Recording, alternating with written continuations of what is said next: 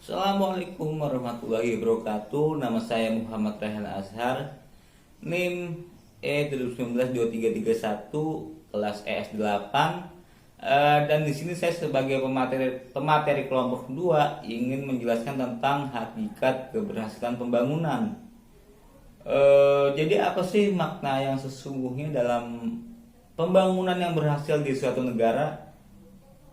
Oke, mungkin bisa kita lihat di buku-buku ataupun di media cetak bahwa kerap kali pembangunan yang dilakukan oleh negara-negara berkembang kebanyakan harus berakhir gagal.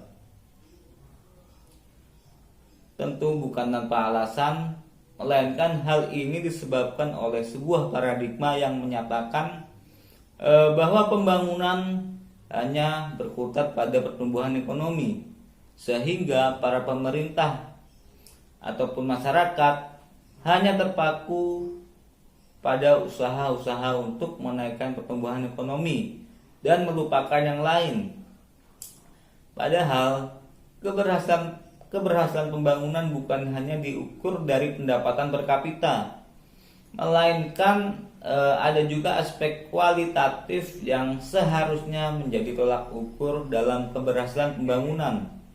Yang dimaksud di sini adalah bahwa pembangunan itu bukan hanya bertujuan pada bidang atau lingkup ekonomi saja, melainkan harus mengandung tujuan-tujuan sosial yang mulia seperti pengentasan ekonomi, pemenuhan kebutuhan pokok, pendapatan yang rata, dan yang keempat adalah lapangan kerja yang luas.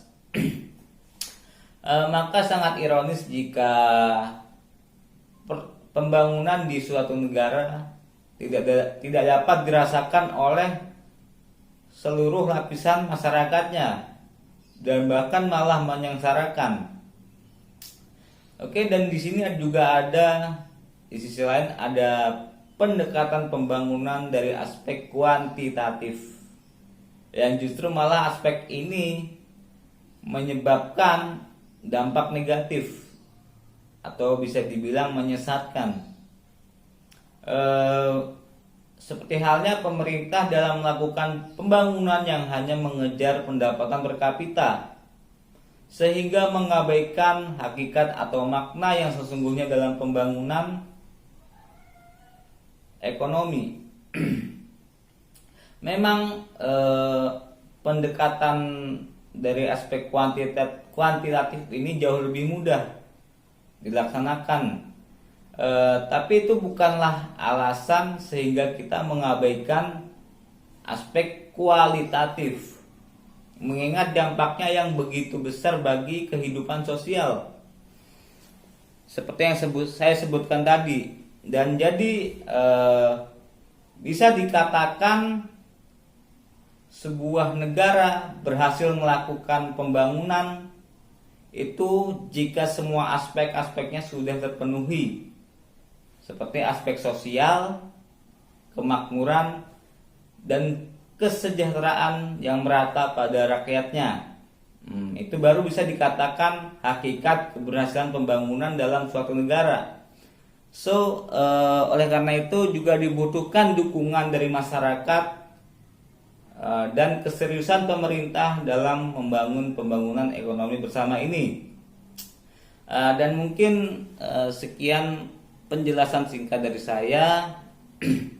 Semoga bisa dipahami dan semoga bisa menjadi pembelajaran teman-teman, khususnya dalam mata kuliah ekonomi pembangunan ini.